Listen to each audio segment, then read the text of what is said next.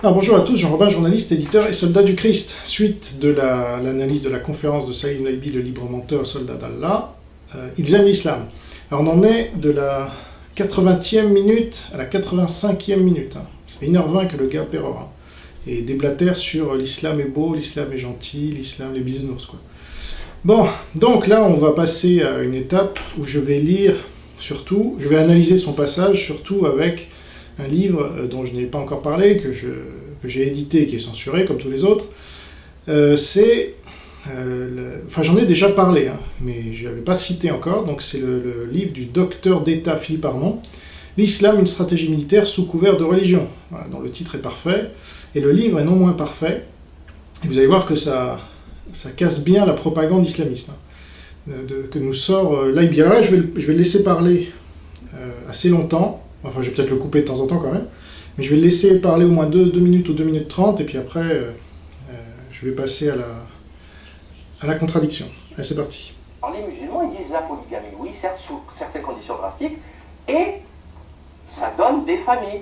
L'enfant, il est reconnu, il a sa maman, on fait sa propre, carré, pour le bien de la société. Alors, je parle même... Donc, alors, pour le bien de la société, Saïd Laybi vient de faire l'apologie de la polygamie. Là, en direct, sous vos yeux ébahis. Donc, c'est illégal, je rappelle, en France. Et il l'avait déjà fait en fin de dernière vidéo, mais là, voilà, il remet le couvert, donc moi, j'en reparle. Sans blague, et ce gars, après, se dit, moi, je suis soumis aux lois, etc. La polygamie est interdite en France. C'est même interdit par les lois Pasqua de faire venir des gens s'ils sont polygames. Donc, mais on a le droit, apparemment, voilà. Tout ça est toléré, parce que c'est pas la première fois qu'il en parle, j'imagine. Et là, vous voyez, il vous le dit, mais tranquillement, et c'est une conférence publique, il a le culot de la filmer, de la mettre disponible pour tout le monde, hein, des propos où il dit des horreurs comme ça, la polygamie, carré, propre, qu'est-ce que tu racontes là, Laybi? Donc ça, je vous renvoie à la vidéo précédente, où j'ai analysé la polygamie. Je ne vais pas y revenir, mais enfin, pour vous dire, le gars fait l'apologie d'un truc illégal. C'est comme si des mormons faisaient l'apologie de la polygamie aussi, parce que souvent, pas tous, mais souvent, ils sont polygames. Ben voilà, ben non, c'est interdit. Et vous allez voir que, je vous avais dit dans la vidéo précédente que Napoléon les avait interdits. Hein. Ou alors c'est dans celle-là? Oui, je crois que c'est dans celle-là. On va parler du grand Sanhédrin, justement, qui a interdit la polygamie pour les juifs. Hein, voilà. Bon alors, je le laisse déblatérer là sur Bernard-Henri Lévy et DSK, parce que ce gars-là est antisémite, et donc, vous voyez, il vous parle que de juifs, hein, partout. Quasiment. Enfin, dès qu'il y a des cibles, là, c'est DHL, c'est autre chose. BHL, DSK, Elisabeth Badinter. À chaque fois, ces grandes cibles, alors il n'y a que Pierre Berger, qui n'est pas juif, dans ses grandes cibles préférées. Mais voilà. Bon. Alors, c'est parti. Pas de ces gens-là, avec les viols collectifs, enfin, les viols innombrables. Alors, Bernard-Henri Lévy a souligné qu'Harvey Weinstein fit partie des rares Américains qui, au moment du lynchage de Roman Polanski, furent du bon côté de la barricade. C'est-à-dire tout à l'heure, les deux... Que des juifs, hein, tout ça, c'est pas pris au hasard. Donc là, et celle de Charlie Hebdo, plus Lydia Guérous, elles n'ont aucun avis sur Polanski, qui a été condamné par la justice pour avoir violé une gamine de 13 ans après l'avoir droguée. Ils n'ont pas d'avis là-dessus. Défendu par Bernard-Henri Lévy. Copain, ça c'était le Serpent de Tobruk, la présentation du film de Botul. Copain d'Harvey Weinstein, violeur en série depuis 30 ans. Je suis désolé de vous infliger cette écoute longue là, mais on n'a pas le choix, il faut lui laisser la parole pour pouvoir ensuite le contredire. C'est pour ça que je suis pour sa liberté d'expression, voilà. C'est comme ça qu'on sait ce que pensent les gars. Là, je reviens un peu sur Médine, mais comment vous voulez savoir ce que pensent les gars s'ils ne le disent pas, s'ils ne peuvent pas le dire? Ah non, t'as pas le droit. Donc voilà, là, il peut dire toutes ces horreurs, sans voir, évidemment, la contradiction avec son prophète. Évidemment, là, je vais y revenir, hein, parce que c'est tellement gros, c'est tellement énorme, que BHL, DSK, même DSK à côté de Mahomet, c'est un petit joueur, hein, franchement. Alors voilà, c'est indignation à 2 vitesses, là, à 10 vitesses même. Ça, elles n'ont pas d'avis à donner, mais elles veulent que la femme musulmane enlève le voile. Mais il n'y a pas quelque chose de pathologique, de malsain dans tout ça, franchement. C'est-à-dire qu'il y a un type qui est en train de tuer quelqu'un là, devant vous, il se prend un coup de couteau, 2 coups de couteau, 3 coups de couteau. Mais c'est d'actualité, Laybi. C'est qui donne des coups de couteau aujourd'hui en France, hein? Contre qui aussi? C'est pas des musulmans qui donnent des coups de couteau contre des non-musulmans, par hasard. Ça, il n'en parle pas. Il y avait déjà là, les coups de couteau un peu partout en Europe quand il a fait sa vidéo. Là. Ah, voilà. Non, lui, il utilise les coups de couteau à son intérêt, dans son sens, pour dire, regardez, l'islam est super. Bien enlevez votre voile, s'il vous plaît. Ça me gêne. Vous êtes libre, vous êtes sûr d'être libre? Est-ce que vous avez été forcé, ce voile? Ah non, mais attendez, il faut que je sache. Non, moi, ça me dérange. Donc déjà, il faut accueillir tous ces gens-là, il ne faut rien dire, et si vous dites quelque chose, attendez, ici on ne porte pas de voile, vous êtes un raciste. Donc il y en a des millions chez nous, de musulmans, on les a accueillis, on les a aidés, on les subventionne, on les aide à devenir chirurgiens dentistes, et après ils nous crachent à la gueule. Ouais, vous ne nous laissez pas mettre des burqas à nos femmes. Hein. Ouais. C'est contraire à nos règles, à nos mœurs, à notre civilisation. Donc, je sais pas. Le type, il a perdu 2 litres, il est en train de mourir, c'est bon, il est mort. Et vous n'allez pas enlever votre voile? Non, mais c'est pas sérieux tout ça. Ouais, ce qui n'est pas sérieux, c'est de ne pas parler de tous les crimes contre les non-musulmans par tes co-religionnaires, l'Aïbis. Ça, c'est pas sérieux, en effet. Ah, désolé pour le bruit à côté, ils font du ménage, du jardinage. C'est juste pas sérieux. Il n'y a pas de politique là-dedans, il n'y a pas de religion, je parle pas de tout ça. Je parle de raison. Si on s'entend sur la raison, on peut continuer après à discuter. Mais si on ne s'entend pas sur les fondamentaux de la raison, je ne veux même pas vous parler. Parce qu'on va tourner en rond, j'ai pas de temps à perdre. Ah, oui. L'islamiste n'a pas de temps à perdre. Lui, il doit coloniser. Il n'a pas de temps à perdre. Il n'est pas là pour tricoter, lui. Il est là pour vous soumettre et vous faire mettre le voile, que vous le vouliez ou non. Voilà. Il ne va pas vous dire. Il vous dit, ah non, c'est la liberté. Hein. Tu parles. Allez, il va enchaîner avec DSK maintenant. C'est une autre figure. Alors, c'est marrant parce que tous ces antisémites-là, ils nous citent DSK, c'est le gars, ça a été démontré, hein, médiatiquement, le plus lynché de l'histoire. Voilà. C'est un juif. Alors, ça vous dit quoi sur les juifs qui dominent les médias, qui dominent tout? Voilà. Là, ils ne vont pas en tirer les conclusions inverses à celles qu'ils tirent habituellement. Le deuxième plus lynché, c'est Madoff. C'est encore un juif.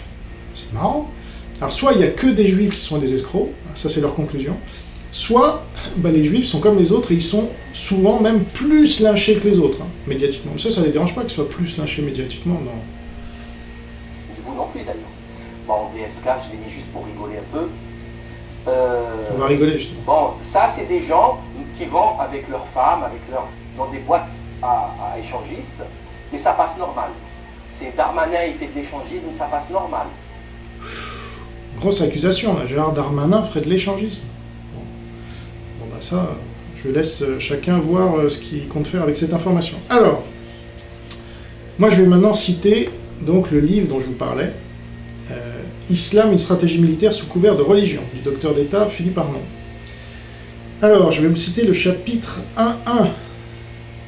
Le beau modèle et son inclination débordante au sexe. Le beau modèle entre guillemets, on parle de Mahomet là. Alors d'après Sahih Bukhari, livre 6, numéro 229, Mahomet a dit un jour, ouvrez les guillemets, ouvre bien tes esgourdes, Laïbi, parce qu'apparemment tu connais pas ton propre prophète, là, et tu nous fais des leçons sur, évidemment, je suis d'accord sur le fait qu'il y a une dégénérescence de l'Occident avec la pornographie, avec l'échangisme et tout ça, je cautionne pas. Mais regarde d'où tu viens, toi, pour nous faire la leçon, là. Moi, mon modèle, c'est Jésus, il a eu de sexe avec personne dans toute sa vie, tu vois, il n'y a aucun témoignage nulle part. Voilà. Donc c'est autre chose que ton Mahomet. Alors, la faim se satisfait, a dit Mahomet, la soif s'étanche, mais je ne suis jamais rassasié de femmes. Voilà, fermez les guillemets.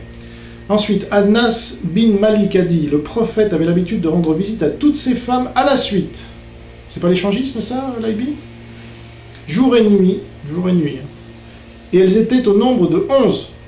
Voilà. J'ai demandé à Anas, le prophète avait assez de force, pour l'interrogation. Anas a répondu, nous disions souvent que le prophète avait la force de 30 hommes. Et Saïd a dit, en se référant à Qatada, qu'Anas ne lui avait parlé que de 9 femmes seulement. Alors, vraiment. Alors c'est le récit de Qatada, Bukhari, verset, ou V, je pense c'est verset 268. Alors, Philippe Arnon commente. Mahomet a montré à plusieurs reprises son impossibilité à réfréner ses transports sexuels. Il y a de la pathologie dans sa sexualité. Ça, c'est le modèle de Salim Laïbi. S'il le suit, il est pire que DSK, selon moi. Alors, est-ce que Salim Laïbi suit l'exemple de son modèle? verset 33, sourate 33, verset 21 du Coran. Par contre, on a du mal à comprendre qu'il ait pu rester fidèle pendant 25 ans à sa première épouse, Khadija. Il est vrai que c'est elle qui le sortit de la misère et qu'elle fut la première à croire à ses révélations. Il se devait donc d'être reconnaissant envers elle, et manifestement, il le fut. Le décès de cette femme bienfaitrice et très respectée du prophète semble libérer les pulsions sexuelles de celui-ci, à l'image d'un barrage qui se romprait et laisserait d'un coup échapper toute son eau. Voilà. On se souvient de la décapitation des hommes de la tribu des Banu Qurayza, dont je vous ai parlé dans une autre vidéo, à laquelle le prophète en personne a participé. Il en profite pour mettre main basse sur Rayhana, une très belle femme dont l'époux venait juste d'être massacré. Pas grave. Et puis, il y a bien sûr l'histoire avec l'irrésistible Zaynab, la femme de son esclave chrétien Zaïd, qui avait été affranchi et était devenu son fils adoptif. La découvrant en petite tenue, il ne peut s'empêcher de vouloir la posséder. Seulement voilà, ce serait commettre un inceste. Et il avait adopté le fils. Et le ciel, bon prince, lui inspire à la sourate 33, verset 37, c'est pratique les sourates, qui tombent du ciel comme ça. Quand tu disais à celui qu'Allah avait comblé de bienfaits, tout comme toi-même l'avais comblé, garde pour toi ton épouse et crains Allah, et tu cachais en ton âme ce qu'Allah allait rendre public, tu craignais les gens et c'est Allah qui est plus digne de ta crainte. Et quand Zaïd, carrément, il y a carrément le nom du gars dans la sourate qui tombe, et quand Zaïd eut cessé toute relation avec elle, nous te la fîmes épouser, afin qu'il n'y ait aucun empêchement pour les croyants d'épouser les femmes de leurs fils adoptifs, quand ceux-ci cessent toute relation avec elles. Le commandement d'Allah doit être exécuté. Voilà. Ça, on généralise un truc qui sert à Mahomet. Super.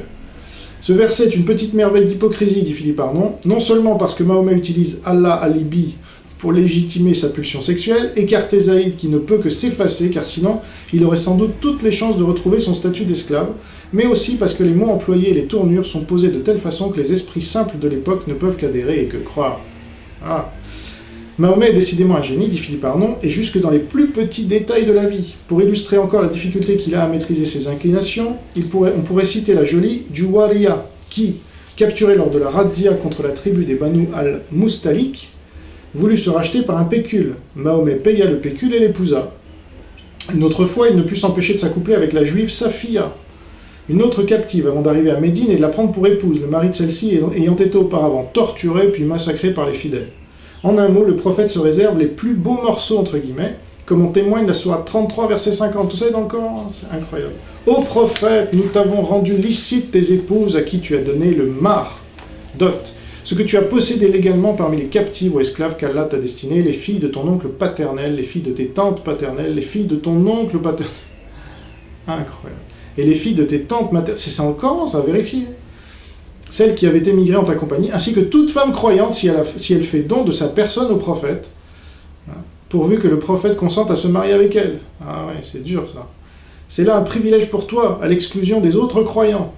Alors c'est un modèle ou c'est pas un modèle? Si c'est à l'exclusion des autres croyants, il faudrait savoir. Nous savons certes ce que nous leur avons imposé au sujet de leurs épouses et des esclaves qu'ils possèdent, afin qu'il n'y eût point de blâme contre toi. Allah est pardonneur et miséricordieux. Ah bah ça, avec Mahomet, ça va, le vol, le viol, l'inceste, donc, la polygamie, la pédophilie, Allah il pardonne ça. Mais non musulman, oula, non, Allah il pardonne pas ça. Ah, c'est un crime, vraiment. Bon, allez, voilà, Nagbi, t'es remis à ta place une fois de plus. Là. Allez, on continue, vas-y, continue tes ignominies. Vous pouvez faire les trucs les plus sales, il n'y a personne qui va vous critiquer. Vous il parle pas de l'islam, là, il parle de DSK, on dirait, mais ce serait trop beau. Vous mettez un voile, vous devenez l'ennemi de la République. Là, je trouve qu'il y a quand même un problème. Donc, concernant le voile, moi j'aimerais rappeler à nos amis chrétiens qui nous écoutent, et tous les autres d'ailleurs, pas chrétiens, athées, juifs, mais concernant les chrétiens, je signale que vous ne trouverez jamais une icône de Sainte Marie sans son voile. Ah, vous voyez, là, comment il est. C'est pour ça qu'il tape jamais sur les catholiques. On l'a déjà vu plein de fois dans cette contre-analyse, parce que, voilà, c'est le front de la foi, et puis il s'en sert comme d'un marchepied vers la domination. Hein. Donc regardez, Sainte Marie, déjà c'est Marie, pour nous les protestants, c'est pas Sainte Marie. Il n'y a que Jésus qui est notre modèle. Marie n'est pas notre modèle. Désolé, c'est une pécheresse. La Bible le dit, donc, et Jésus l'appelle femme, donc c'est pas ce que les catholiques veulent faire croire. Bref, en tout cas, pour nous, les chrétiens, donc, porter le voile, ça n'a aucune importance. Marie peut-être en portait à son époque, mais ça c'était il y a 2000 ans. Nous on n'est pas pour retourner il y a 2000 ans. Non, le christianisme permet de se projeter dans l'avenir, de développer les sciences, de développer les connaissances. Internet, c'est pas les pays musulmans qui nous l'ont donné. Hein. C'est pas les pays catholiques non plus d'ailleurs, au passage. Hein. C'est les pays protestants, ah tiens, ah, calvinistes. Mais après on me dit, non, les athées là, avec, je devais débattre avec, comment il s'appelle, la tronche en biais là, l'athéisme militant, etc. Mais pour lui, non, les chrétiens, c'est pas des vrais scientifiques, hein, ils font pas avancer la science. C'est marrant que Internet sorte de 2 pays chrétiens, calvinistes en plus. Ça doit être le hasard. Je ferme la parenthèse. Donc, Marie portait un voile, et alors, on généralise pas tous les chrétiens. Elle a accouché dans une étable alors. L'IB va nous dire, il faut toutes les femmes accouchent dans une étable. Bah non. Donc c'est débile son exemple, et ça se démonte en 30 secondes. Voilà. Ok, ça n'existe pas. Ça n'existe pas. Donc ne reprochez pas aux musulmans d'être habillés comme la mère de Dieu. Non, c'est pas la mère de Dieu, Marie, c'est mère de Jésus, fils de Dieu. C'est pas pareil. Hein. Dieu n'a pas de mère, par définition. Enfin, il est incréé, il était là, il n'y avait personne. C'est pas une pauvre humaine, là, pécheresse en plus, qui va être sa mère. Non. Jésus est fils de Dieu, il est Dieu sur terre, et Marie est sa mère. Voilà. Vous l'appelez ainsi, non? Bon. Vous voyez, c'est pernicieux, le gars se sert des catholiques, et c'est pour ça, ils se font avoir, les catholiques. Nous, on a été censurés avec Anne-Marie Delcambre par Radio Notre-Dame, ça remonte, mais vous trouvez la vidéo en ligne. Hein, la veille au soir, on nous dit, ah non, le Vatican n'a pas donné son accord pour que vous veniez parler de la mosquée Notre-Dame de Paris. Hein. Par Anne-Marie Delcambre, donc islamologue bien connue, et moi-même l'éditeur. Voilà. Et elle avait fait la préface. Ah non, du jour au lendemain, comme ça, on vous désinvite. C'était déjà une dame âgée. On la désinvite. Nous, on s'est pointé quand même le matin même. Et on a fait la vidéo. Déjà, elle s'est faite virer manu militari par Louis Dauphren, qui s'en est jamais excusé publiquement. Hein. Il est beau, le catholicisme. Hein. Là, on l'a bien vu, le catholicisme. C'est la censure, voilà, comme d'hab. Il s'en est jamais excusé publiquement. Et du coup, c'est une dame âgée, comme ça, on la pousse pas comme ça en disant « Non, c'est pas vous ». On vous invite et on vous désinvite comme ça sans vous expliquer pourquoi. Donc nous, on s'était pointé devant et on a fait toute une vidéo pour expliquer comment les catholiques tombent dans le panneau des musulmans, voilà, avec leur front de la foi, avec leur dialogue islamo-crétin, comme l'appelait, maintenant elle est décédée, la pauvre, paix à son âme, Anne-Marie Delcambre. Et voilà, et moi quand même, j'avais été faire mon discours grâce à Anne-Marie Delcambre dans une église catholique à Charleroi. Donc moi, je n'ai rien contre les catholiques, c'est ça qu'il faut bien que vous compreniez, là, tous ceux qui m'accusent, ouais, t'es cathophobe. Non, je dénonce le mensonge. Voilà, donc le mensonge, quand je le vois, je le dénonce. Mais les gens, s'ils sont pro-islam, bah oui, je les dénonce. Le pape, je le dénonce. Vous le dénoncez pas, vous, peut-être, les catholiques, là? Ah ouais, c'est plus dur, enfin, quand on est catholique. Ben voilà, il faudrait que vous posiez des questions sur vos fruits, là. On juge un arbre à ses fruits. Bref. Et donc, l'islam se sert du catholicisme. Nous, on a été censurés, pas par les musulmans, hein.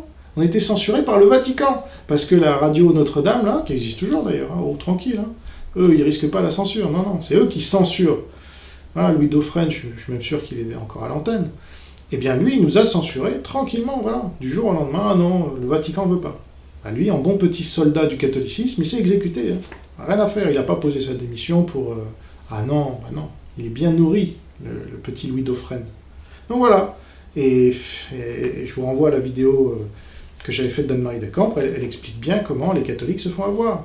Ils croient toutes ces billevesées là, sur Marie, sur Jésus, qui serait aussi dans le Coran, et qui serait le prophète le plus cité dans le Coran, hein, vous vous rendez compte? Ouais, mais sauf que c'est pas Jésus, puisque leur Jésus n'est pas mort sur la croix, il n'est pas mort en fait, donc il n'est pas ressuscité, donc c'est pas le Sauveur, c'est pas le Fils de Dieu, c'est pas Jésus, ça n'a rien à voir, et c'est un prophète. Nous, c'est pas un prophète, c'est le Fils de Dieu, c'est Dieu incarné sur terre, hein. Alors, ça n'a rien à voir. Et ben, c'est pas grave, les catholiques tombent dans le panneau quand les musulmans leur disent « Jésus est le plus cité encore en plus que Mahomet, vous vous rendez compte ?» Ouais, mais sauf que le prophète de l'islam, le vrai, le seul, qui compte, c'est Mahomet, hein. C'est ça leur modèle, c'est pas Jésus. Et d'ailleurs, Jésus s'appelle pas Jésus encore. Bref. Ah, ils tombent là-dedans. Et donc, vous avez tous les évêques, là. Alors, Joachim Veliokas vient de sortir un livre, « L'Église face à l'islam ». Eh ben, il m'a promis de l'envoyer, on verra bien ce qu'il y a dedans. Hein, parce que, franchement, c'est pas à l'avantage de l'Église. Mais je vous invite à lire le livre, puis comme ça, vous verrez bien. Frumka, parlons-en de la Frumka. C'est la burqa juive. Pourquoi personne ne parle... Alors, avant de passer à la Frumka, parce que le gars est obsédé par le judaïsme, hein, donc évidemment, comme vous venez de le voir, et là ça continue, donc il va vous parler de la burqa juive. Vous aviez déjà entendu parler de ça, vous? Non, évidemment, il n'y en a pas une seule dans les rues de France. Hein. Mais Salim Laibi, si, pour lui c'est très important quand on est en France de parler de la Frumka. On va en parler si tu veux, Laibi. Mais je dois finir par cette manipulation musulmane qui est classique finalement, qui cherche à justifier l'imposition du voile, hein, alors que le christianisme ne l'impose pas. Il ne l'a jamais imposé. C'est l'islam qui l'impose. Voilà. Donc ça, il veut vous faire passer, mais oui, c'est toujours cette manipulation. Hein. Bon, c'est bien fait hein, en même temps. Alors les seuls qui ont le voile de façon obligatoire dans le christianisme, c'est qui? C'est pas les religieuses? Bah si. C'est celles qui dévouent toute leur vie à Dieu. Et souvent dans un couvent, ou je sais pas quoi. Comme moi j'ai une tante, une grande tante, voilà, qui est dans un couvent à Igny. Voilà, j'ai été la visiter une fois quand j'étais plus jeune. Et ben il a passé toute sa vie d'adulte quasiment, enfermé. Ça c'est super le catholicisme aussi, hein, ça enferme les gens. Ah, génial. Et alors elles sont très contentes en plus, elles sont enfermées entre quatre murs, elles peuvent faire une balade dans le parc, et puis c'est tout. Toute leur vie au même endroit. Arrêtez avec vos conneries, il n'y a pas de ça dans la Bible les catholiques, là, faut vous réveiller un peu. Enfin bref. Et donc, elles donnent leur vie à Dieu, donc elles mettent le voile, voilà. Mais il y a la laïcité, ah voilà, bah ça, il n'y a pas la laïcité dans l'islam évidemment. Donc c'est pas pareil. Donc l'Aïbi, il nous vend un truc frelaté, là, en comparant des choses qui ne sont pas comparables. Ça change pas. Alors, la Frumka, la burqa juive. Pourquoi personne ne parle de la Frumka? Je crois qu'il va dire. Je vous laisse l'entendre. De la Frumka. Pourquoi personne ne parle de la condition de la femme juive? Alors, déjà, pourquoi personne ne parle de la Frumka? Parce qu'il n'y en a pas. Voilà, il faut aller en Israël pour en trouver, et encore pas beaucoup. Ensuite, je vous lis un site juif, Alliance. Deux points, les guillemets. C'est un phénomène qui s'étend depuis quelques années en Israël, c'est super récent en plus, notamment dans les quartiers de Beth Shemesh et Mea Shearim, excusez-moi pour l'accent, où se concentrent de nombreux juifs haredim. La Frumka, sorte de niqab juif. En Israël, cette tenue fait régulièrement débat car elle peut faire confondre une femme juive avec une femme musulmane. Ah, pourquoi la Bible vous en parle? Certaines ont remédié à cela en cousant une étoile juive sur leur Frumka. Non mais franchement. Des communautés juives de cette mouvance haredim ultra sont connues aux États-Unis et au Canada, où elles sont surveillées en raison de mariages forcés de jeunes filles âgées d'à peine 13 ans. Voilà, donc c'est la branche tarée du judaïsme, quoi, apparemment. Signalons enfin la condamnation de 2007 de la fondatrice de ce mouvement, la rabbinite Bruria Keren, emprisonnée pour avoir abusé sexuellement de ses enfants avec la complicité de son mari. Voilà, super. Donc c'est des tarés qui se servent du judaïsme, là, pour... ça n'a rien à voir avec le judaïsme. Hein. Voilà. Ils le font en Israël, ils le font pas en France, et ben l'Aïbi, quand même, ici, c'est très important. Et lui, il voudrait bien qu'ils en viennent en France, comme ça, il pourrait dire, bah regardez, la burqa, finalement, c'est pas si grave, les juifs le font aussi. Hein.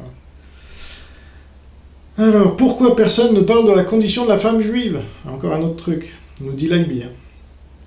Eh ben, parce qu'il n'y a pas l'équivalent pour la femme juive des conditions qui sont imposées aux femmes dans l'islam, évidemment. Alors, je vais vous donner un autre exemple, là, ça va bien emmerder l'Aïbi en plus, parce que c'est dans l'armée israélienne. Tzahal, hein. Alors le site de Tzahal, en français en plus, c'est assez sympa pour traduire en français. Alors, je cite, en 2015, de nombreuses femmes dans le monde sont malheureusement encore victimes de discrimination. Alors, vous trouverez ça sur un site de l'armée, n'importe laquelle des armées musulmanes, Qatari, Arabie Saoudite ou je sais pas quoi, non. Ils s'en foutent de la discrimination des femmes, ils la pratiquent au quotidien, ils en sont très fiers. Hein. Alors, en 2015, de nombreuses femmes dans le monde sont malheureusement encore victimes de discrimination, d'inégalité, d'objectification sexuelle. En cette journée internationale de la femme, les soldates de Tzahal, les soldates de Tzahal, vous croyez qu'il y a beaucoup de femmes qui sont dans l'armée, en terre d'islam? Ah non. Alors, leur donner une arme, vous vous rendez compte? Ce serait sacrilège. Les soldates de Tzahal ont décidé de faire passer un message. Vous imaginez qu'une femme puisse tuer un homme? Oh là là. Déjà qu'elle a la moitié des droits des hommes. Les soldats de Tzahal ont décidé de faire passer un message à toutes ces femmes souffrant de ces injustices. Battez-vous et ne laissez personne vous dire ce que vous pouvez ou ne pouvez pas faire. Voilà, l'Aïbi, si tu veux parler d'Israël, on en parle. Hein. 5 choses à savoir sur les femmes dans Tzahal, toujours sur le site. Plus de 90% des postes sont ouverts aux femmes dans Tzahal. Il y a des femmes pilotes ou capitaines de navires en Israël. Ça leur réussit plutôt bien hein, jusqu'à présent. Le pourcentage de femmes occupant des postes administratifs a baissé de 21,4% à 13,4% entre 2001 et 2012. De nombreux changements ont permis de faciliter l'incorporation des femmes dans tous les corps de l'armée ces dernières années. Par exemple, l'armée israélienne fournit une veste de combat adaptée à la morphologie du buste féminin. Les joysticks de système de contrôle sont adaptés à la taille des mains des femmes. Et ils ont pensé à tout. En 2011, Orna Barbivaille est devenue la première femme à obtenir le grade de général, le deuxième plus élevé dans Tsahal. Voilà, Laibi. Allez, on continue sur tes bêtises. Qui s'habille exactement comme une Afghane. Pourquoi personne ne critique? Ça a disparu. Ça a disparu, ça perd plus. Ça a disparu. Ça n'est jamais apparu en France, Laibi. C'est pas disparu, enfin. Pourquoi personne ne parle du divorce chez les juifs? Le fameux guet. Une femme juive pour divorcer a besoin de l'autorisation de son mari. Elle peut attendre 30 ans. Sinon, c'est une agouna. Donc là, vraiment, c'est la manipulation la plus totale. Ce mec-là n'a aucune limite dans la manipulation. Je ne sais pas s'il y croit lui-même, mais son auditoire, il a l'air tellement convaincu qu'il y croit. Donc, le guet, je le laisse dérouler encore. Elle est accrochée comme ça, elle est pendue à attendre pour se remarier. Et d'ailleurs, je vais vous conter une histoire. Alors, avant l'histoire, je vais vous expliquer un peu ce dont il s'agit, parce que là, vous avez eu du mensonge musulman. Alors, le guet, il n'y a pas de loi juive parallèle en France. Ça n'existe pas. Lui, il veut promouvoir sa loi parallèle musulmane, la charia, ça oui. Et donc il vous dit, regardez, il y a une loi parallèle juive, vous saviez pas? Si, les femmes, elles peuvent pas divorcer comme elles veulent, et tout ça, et donc, machin. Nous, sous-entendu, et pourquoi pas nous, alors? Et ça, je l'avais bien analysé dans la judéomanie. La judéomanie mène à l'islamomanie, c'est-à-dire tout ce dîner annuel du CRIF, là, que je critique, moi, que je condamne. Ça ne peut pas amener au fait que les musulmans disaient « Et nous, on veut notre dîner annuel aussi, si vous reconnaissez les juifs. » Voilà. Donc, il se sert de tout ce qu'il peut chez les juifs, soit à charge, soit à décharge. Vous voyez, ABHL et DSK, ça c'est à charge. Mais le guet, alors il critique quand même, mais il dit « Et nous alors, on pourrait avoir la même chose. » Non. Donc, il n'y a pas de loi parallèle en France, en tout cas chez les juifs, parce qu'il y a eu le grand Sanhédrin dont je vous parlais tout à l'heure, mis en place par Napoléon. Alors, c'est une cour suprême juive créée le 10 décembre 1806, comprenant 71 rabbins et notables. Il a été convoqué par Napoléon Ier en séance solennelle à Paris le 9 février 1807, afin de donner une sanction religieuse aux principes exprimés par l'Assemblée des notables en réponse aux 12 questions qui lui avaient été soumises par le gouvernement. Le nom fait référence au Sanhédrin, principal corps législatif et judiciaire du peuple juif jusqu'à l'Antiquité tardive. Alors c'est son Napoléon, là, vous voyez, qu'il a mis en couverture de son livre, parce qu'il est pro-islam. Ben voilà ce qu'il a fait avec les juifs, et que nous on devrait faire avec l'islam, si on voulait que l'islam reste. Moi je ne veux même pas le faire, parce que je préfère que l'islam parte. Mais il y a quelques années, je défendais encore cette idée qu'il fallait un Sanhédrin pour l'islam, parce que, en tout cas je disais, voilà, si j'étais au pouvoir aujourd'hui, j'imposerais un Sanhédrin pour l'islam, et comme les musulmans refuseraient, je leur dirais dehors. Voilà, ce serait plus simple, parce que au moins on aurait la preuve qu'ils ne veulent pas s'intégrer. Comme ils n'avaient pas voulu en Algérie obtenir la nationalité française, parce que c'était mettre la loi française au-dessus de la loi musulmane, charia. Alors, les 12 questions en question. Première question, est-il licite aux juifs d'épouser plusieurs femmes? Voilà, polygamie. Deuxième question, le divorce est-il permis par la religion juive? Voilà, le guet.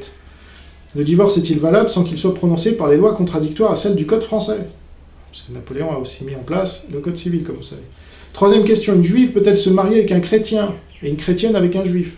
Toutes ces questions-là, on pourrait les dupliquer quasiment de façon identique pour l'islam. Quatrième question, aux yeux des juifs, les Français sont-ils leurs frères ou sont-ils des étrangers? C'est intéressant ça. Cinquième question, dans l'un et l'autre cas, quels sont les rapports que leur loi leur prescrit avec les Français qui ne sont pas de leur religion? Sixième question, les juifs nés en France et traités par la loi comme citoyens français regardent-ils la France comme leur patrie? Il n'y avait pas Israël encore à l'époque, mais on accusait quand même les juifs de double allégeance, ça c'est pas grave. Par contre, les catholiques, non, ça on n'a pas le droit de les accuser de double allégeance. Il y a le pape, c'est un souverain étranger, mais il ne faut pas les accuser de double allégeance. Ah non, c'est eux qui accusent les juifs souvent de double allégeance. C'est marrant, stratégie de diversion comme ça. Ont-ils l'obligation de la défendre, la patrie? Sont-ils obligés d'obéir aux lois et de suivre les dispositions du Code civil? Voilà. Septième question, qui nomme les rabbins? Huitième question, quelle juridiction de police exercent les rabbins parmi les juifs? Quelle police judiciaire exerce-t-il parmi eux? Loi parallèle. Neuvième question, ces formes d'élection, parce que tout ça, évidemment, ces questions, c'est pour traiter des problèmes, une incompatibilité avec la France, comme il y a incompatibilité aujourd'hui avec l'islam. Mais si vous touchez à un truc de l'islam, c'est mondial, c'est Tariq Ramadan qui l'avait dit à la télé, à moi, la lapidation des femmes adultères, vous savez, je ne suis pas le seul à décider, parce que c'est mondial. L'islam, c'est une oumma mondiale, mondialisme. Et oui. 10e question. 9e question. Ces formes d'élection, cette juridiction de police judiciaire sont-elles voulues par leur loi ou simplement consacrées par l'usage? 10e question. Est-il des professions que la loi des Juifs leur défende? 11e question. La loi des Juifs leur défend-elle l'usure envers leurs frères? 12e question. Leur défend-elle ou leur permet-elle de faire de l'usure aux étrangers? Vous voyez? On peut reprendre quasiment tout. Alors la réponse du Grand Sanhédrin. La décision du Grand Sanhédrin a été imprimée, publiée dans le Moniteur universel le 11 avril 1807, page 398 à 400. La réponse argumentée à chaque article est précédée d'un préambule. Le droit français et israélien envisage l'octroi de dommages et intérêts sur le fondement de la responsabilité civile. Alors, pardon. Là, je suis passé au get. Ah oui, alors, parce que j'ai pas mis d'espace. Donc ça, c'était le Grand Sanhédrin, d'accord? Alors maintenant, le get. Ce qu'il en est, parce que israélien, évidemment, ça n'existait pas au temps de Napoléon. Donc, aujourd'hui, voilà quel est le droit français et israélien, il se trouve, donc parce que là, il parle d'Israël aussi, donc moi j'en parle aussi. Le droit français et israélien envisagent l'octroi de dommages et intérêts sur le fondement de la responsabilité civile. Cette solution présente l'avantage d'écarter l'argument de la remise du guet sous contrainte dans la mesure où le mari pourra toujours refuser, mais son refus entraînera une faute civile qui pourra le condamner au paiement d'une somme. Cette solution n'est effective, comme pour toute question civile, que si le mari est solvable. Donc, ça a été réglé, ça, par le droit français. Et là, l'AIBI veut faire croire que non. En fait, c'est toujours dans la loi juive, qu'il y aurait une loi juive en France. Ah, et les juifs. Alors, on l'écoute. Extrêmement choquante. Extrêmement choquante. C'est choquant. C'est très récent, hein. Une femme Il a été choqué par tous les meurtres et tout. Non, hein. Ah oui, c'est ça, il me semblait. Juive, c'est très récent, ça c'est mai 2017, vient d'obtenir le divorce religieux après 29 ans d'attente. Le divorce religieux, oui. Mais pas civil. Et là, il va mélanger les deux, évidemment. Ça l'arrange. Vous savez ce qu'il lui a fait son mari? Il a essayé de la tuer. Il a fait 9 ans de prison, et malgré ça, elle ne réussissait pas à obtenir le divorce. La manipulation, le divorce. Et si, on va voir qu'elle a eu le divorce il y a longtemps, mais c'est le divorce religieux qu'elle n'avait pas eu. Elle a divorcé à 70 ans.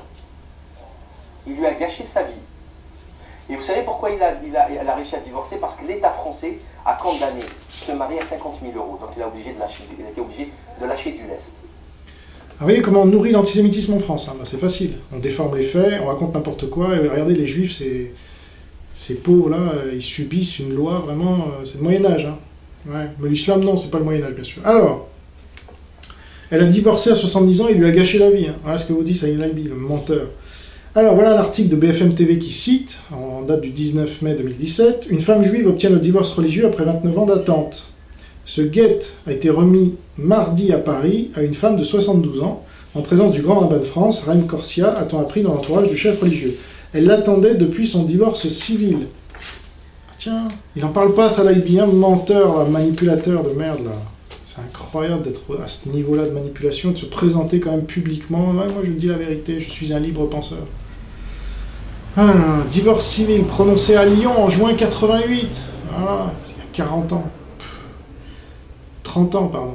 Au tort exclusif du mari, en plus, qui a été condamné l'année suivante par la cour d'assises du Val d'Oise à 9 ans de prison pour tentative d'assassinat. Voilà. Donc il dit que le fait qu'il a essayé de le tuer, oui, il en fait un truc, c'est incroyable quand même de mentir à ce point, de manipuler. Il croit que les gens vont pas aller sur Internet après pour vérifier. Bah oui, bah les gens sont cons, hein, ils vont pas vérifier. Donc. Elle avait divorcé civilement, il n'y a pas de loi en France, une pour les juifs, une pour les autres.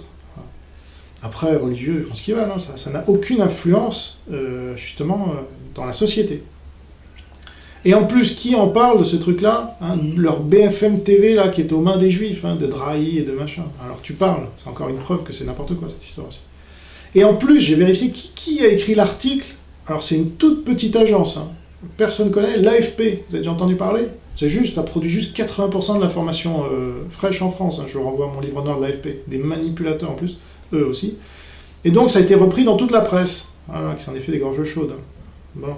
Mais ça a été censuré sans doute, hein, parce que tout ce qui touche aux juifs, on parle pas. Ben non, c'est le complot juif. Bon, allez, je le laisse déblatérer une bonne minute, parce qu'il va continuer sa logorée, là vous allez voir, il va se ridiculiser tout seul après ce que je viens de dire. Qui parle de ce scandale de la femme juive? Personne.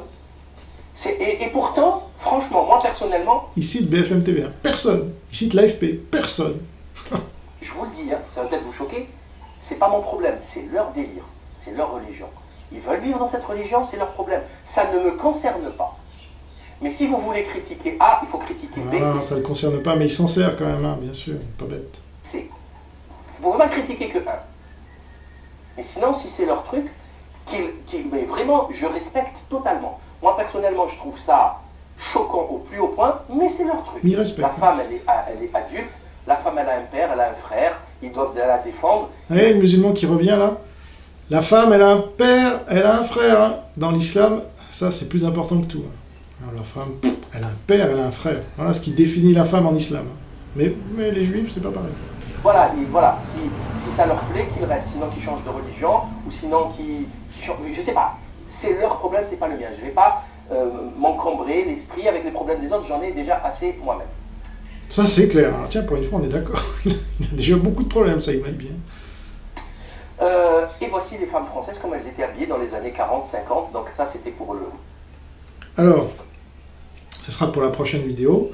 Là, je vais vous citer encore le livre de Philippe Arnon sur le divorce dans l'islam, hein, tant qu'à faire. Ah oui, on parle du divorce. Alors, voilà ce que dit Philippe Arnon, page 232-233 de son livre. Je voudrais cette fois prendre l'Égypte comme exemple. Devant un très large auditoire, Gamal Abdel Nasser, alors dirigeant de ce pays, nous sommes dans les années 50, indique qu'un responsable des frères musulmans, mouvement islamique qui refuse toute imitation du modèle occidental, lui a demandé d'imposer que chaque femme porte le voile en sortant dans la rue. Vous allez voir, il va parler du voile dans la vidéo, dans les prochaines 5 minutes, la vidéo suivante, pour ceux qui regarderont dans la suite. L'auditoire éclate de rire et un homme dans la foule dit à haute voix qu'il le porte lui-même. Nasser conclut, je lui ai répondu que c'était revenir à l'époque où la religion gouvernait et on ne laissait les femmes sortir qu'à la tombée de la nuit. Si vous n'arrivez pas à faire porter le voile à une seule fille, qui plus est la vôtre, comment voulez-vous que je le fasse porter à 10 millions de femmes égyptiennes? Or aujourd'hui précisément, dit Philippe Arnon, comment vivent les femmes égyptiennes seulement quelques années après le printemps arabe et la présidence du musulman Morsi? Je pourrais également comparer la vie des femmes iraniennes, du temps du Shah Mohamed Reza Pahlavi, avec celles qu'elles endurent depuis la direction de l'Iran par l'ayatollah Khomeini et ses successeurs. La lecture de l'article de Florence Boger dans Le Monde diplomatique, en plus même les gauchistes le reconnaissent, de février 2016, intitulé « Les Iraniennes ne désarment pas » est instructive. Voilà ce qu'écrit par exemple la journaliste de .. Pour se marier, travailler, voyager, ouvrir un compte en banque, hériter, elles sont soumises à des lois iniques et dépendent du bon vouloir du chef de famille. Pour divorcer, par exemple, je dis voilà, une épouse, contrairement à son mari, devra motiver sa décision devant le juge et attendre son autorisation. Les enfants lui seront confiés jusqu'à l'âge de 2 ans pour un garçon, 7 ans pour une fille. Ensuite, c'est le père qui en aura la garde, sauf s'il la refuse. Quant à l'autorité parentale, elle revient au père, même si les enfants vivent avec leur mère. L'homme est roi dans la loi, résume Azadeh Kian, professeur de sociologie politique à l'université Paris 7, dit Philippe Arnon. Ne faut-il pas voir dans tous ces retournements de situation un rebondissement de l'islam classique et une reconquête de la tradition religieuse sur ses propres terres, car la dilatation, bien sûr, s'effectue d'abord là où il n'a jamais disparu, mais là, on s'en doute, ou sans doute, sans s'en rendre compte, il avait reculé. Et je vous recommande évidemment ce livre, qui est passionnant, qui moi m'a fait monter en compétence, et qui vous ferait monter en compétence si vous le lisiez. Donc voilà, merci d'avoir suivi cette nouvelle vidéo sur l'IB, et à bientôt pour la prochaine. Au revoir.